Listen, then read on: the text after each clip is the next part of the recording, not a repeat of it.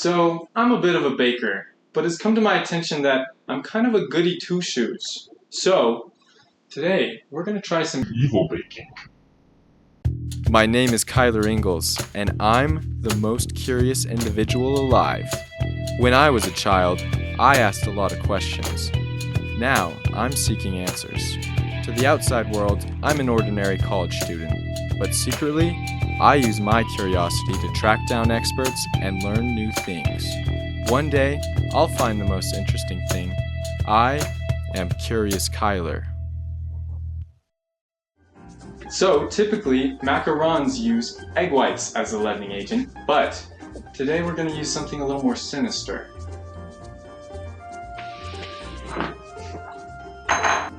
We're using blood.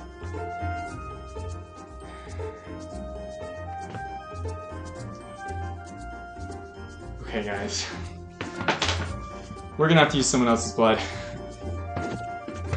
Instead of using my own blood, I've secured a bit of pork blood from the local Asian market. So, whenever I bake, I use the trusty metric system.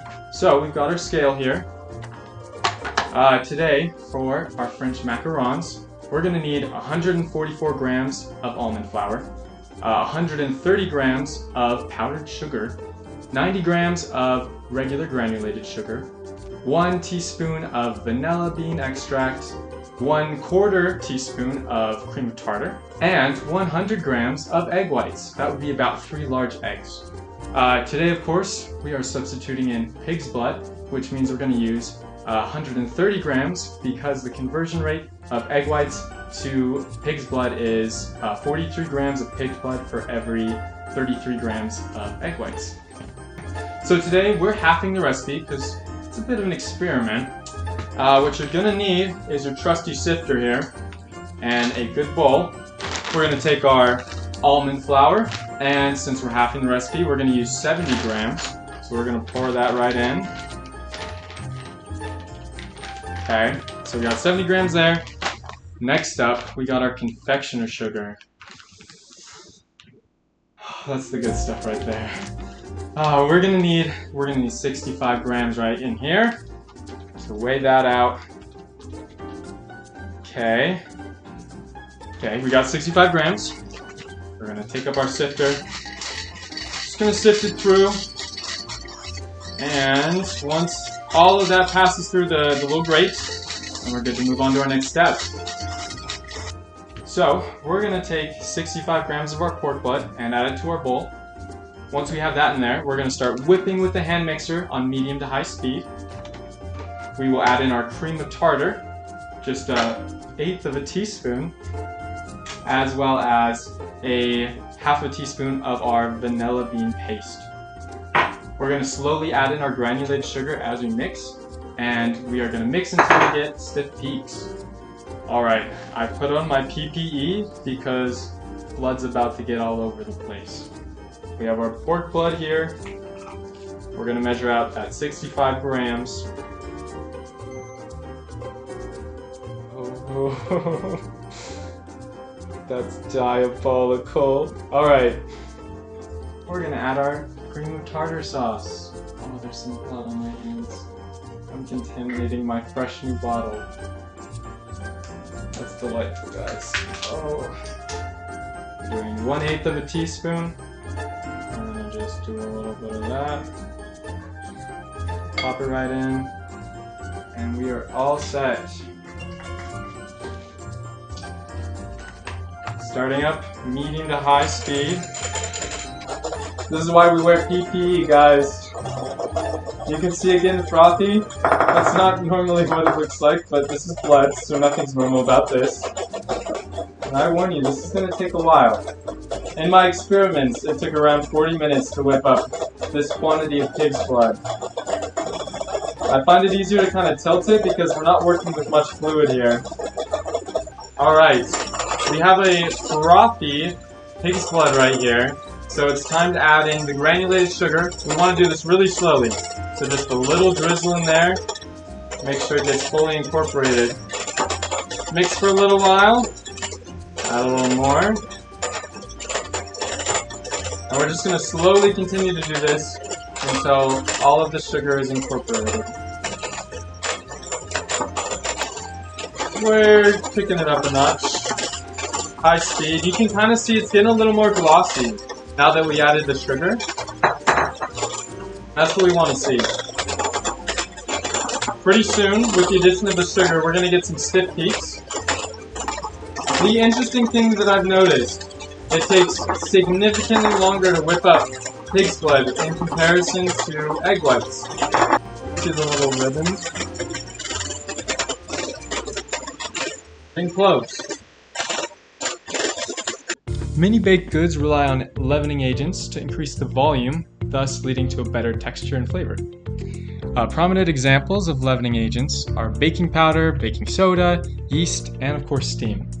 So my favorite leavening agent is whipped egg whites, which uses steam that expands in the oven, leading to that increase in volume and a desirable texture. Given that so many of my favorite desserts rely on whipped egg whites, I became curious, is there a viable substitute for egg whites? After hours of research, I learned the answer was inside of me the whole time: blood. Blood contains many of the same proteins that egg have. This means that in theory, we can whip up the blood and use it in place of egg whites. After doing some research, I've been advised that espresso and dark chocolate pairs really well with blood, so we're going to give that a go with a classic French macaron with a espresso and dark chocolate filling. So now we have our stiff meringue here. It actually turned out quite well given the fact that this is pig's blood. It took so much longer than egg whites. We're somewhere around 45 minutes to whip this bad boy up. But now that it's done, it's time to take off the PPE. It smells like a sugary bloody nose. Alright, now that we have that whipped up, I'm just gonna kind of clean up the sides with my spatula. That way we have a good clean start. And we're gonna want to take our almond flour and powdered sugar mixture, and we're gonna add in about a third to our whipped blood. And the technique here is really important. You're gonna want to fold this in, so we're not stirring around like you would like pancake batter or something. You're gonna want to scoop from the bottom and fold over. And scoop from the bottom and fold over until we get all of this mixed in and it's one uniform batter. And we want to make sure that we're scraping all the walls and the sides to make sure everything's mixed in evenly. I find that kind of scooping in from the middle every so often helps a lot to incorporate it. Now that we have it all mixed in, you can see it's a uniform batter. We're going to take the remaining 2/3 and just dump it all in. And once again, we're folding the batter, making sure that we get an even distribution, removing all the clumps. This is kind of the make or break of the recipe though, if I'm being real. Because if you don't have that air still incorporated from all that mixing, then you're going to end up with flat, sad, cracked macarons. And that would be very disappointing after 45 minutes of whipping up pig's blood. It's really important to scrape the sides because it tends to stick on the sides, just making this kind of sticky film on the outside that you got to make sure you incorporate. So mix it just enough to make sure the batter's fully uniform, but not so much that we squish out all the air bubbles. Here we have our batter. Kind of falls off like that. Next we got to get out our piping bag. We've got our piping bag here. I just have it placed around a cup. Makes it a little easier to scoop in the batter. And drop in the batter one scoop at a time. Moving on, we're going to have to pipe this onto our baking sheet. We've got our baking sheet and it's lined with parchment paper. So now we are going to start piping our mix. So I've got the piping bag and we're just going to squeeze, do a little twist, and then lift up. And there we go. So you want to give it 1 to 2, like just good slams to kind of get out those air bubbles. You can see how they popped up there. We have a little problem here. My piping was a little sloppy, and they're a little runnier than typical macarons, so we got a little twin right there, but a little conjoined twin. As soon as you have the macarons piped onto the tray, we need to let them sit out for 40 minutes just on the countertop to develop a hard shell. In the meantime, you also want to preheat the oven to 300 degrees. After 7 minutes of baking, you're going to want to open up the oven, rotate the tray 180 degrees, and then bake for another 5 to 7 minutes. Okay, now we're going to make the filling for our macarons. So we have dark chocolate, some vanilla bean, and instant espresso, as well as 1 stick of butter, and we're going to use 180 grams of our powdered sugar here, along with a piping bag and our hand mixer. So first you're going to just add in the stick of butter. You want it to be room temperature because we're going to need to cream it. Once you have that, we're going to add in the powdered sugar. So got it on our scale here, tearing it and just pouring in 180 grams. So it's a lot of sugar. Oh, and spot on. We're going to want to go on low speed, and we are trying to cream the butter in with the sugar. So this is going to take a minute, maybe 2 minutes. Taking it out of the oven.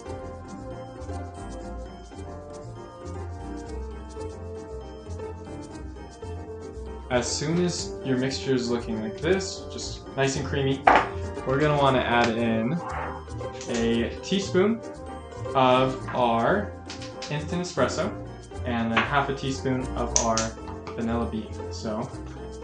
And I mean, it's just roughly 1 teaspoon and roughly 1/2 teaspoon of our sticky vanilla. Jeez. Very stringy.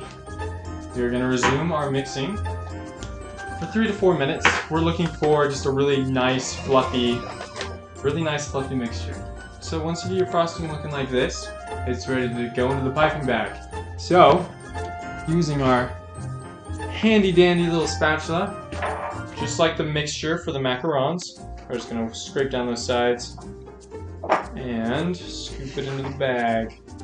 All we have to do, take this and pipe it into our lovely shells. Here we have some traditional macarons made with almond flour. I just made these ahead of time to make my life a little easier. So I have the blood ones and these ones. Because we're a scientific channel here, we need to have a sufficient control, right? So I'm just going to take this, going to pipe right in the middle and hold it pretty low so then it extends out to the edge. And we're going to sprinkle a little bit of our dark chocolate that I shredded just on top, and then we're going to cap that off. And we got a lovely normal macaron. So I'm going to repeat that process with the remainder of the normal ones as well as our brand new blood ones. So here we have our pig's blood macaron. You can see it's a little flatter than the typical macaron with egg whites. It turned really brown, but it does have the typical nice bead of a macaron, so that's a plus. And then this is pretty standard looking. It's a little thick for a macaron, but all in all, I think it's time to move on to the taste test. Alright, now we're going to try the two. So we're going to start off with the classic one because I'm familiar with that. Hopefully it's going to taste as good as normal.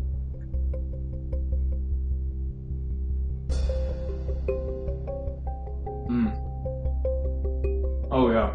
No, that espresso filling. Amazing. Okay. So we have some pretty high standards here. We're gonna have to see how this compares. In terms of smell, like it doesn't smell like blood. It just smells like maybe a slightly less sweet version of this. Alright. Now that the palate is clean, time for the blood macaron. Okay.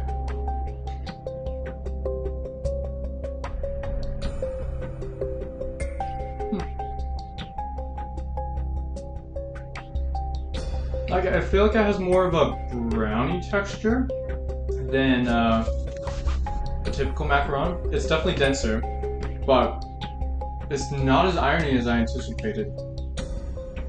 I'd consider this a macaron win. I'd definitely say now I'm more educated in terms of baking with blood. We'll see if blood spills into any of my other recipes in the future, but we can say that for sure you can make macarons with pig blood. Okay guys, the moment of truth. The taste test. Emma, please start with that one.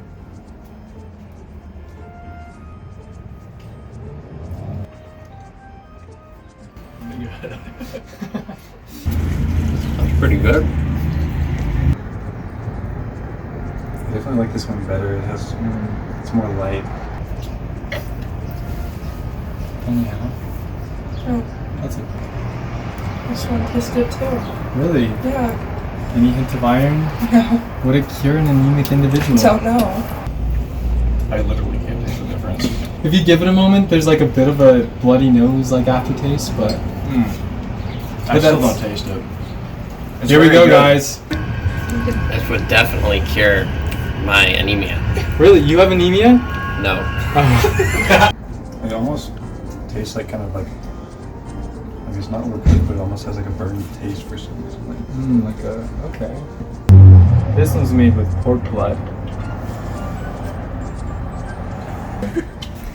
And he's not paid enough for those acting skills right there. They don't quite have the texture of a typical macaron, definitely denser, but the flavor's not too bad. Thank you so much for joining me on this wild journey with all the blood and gore. I'll see you next time I'm curious.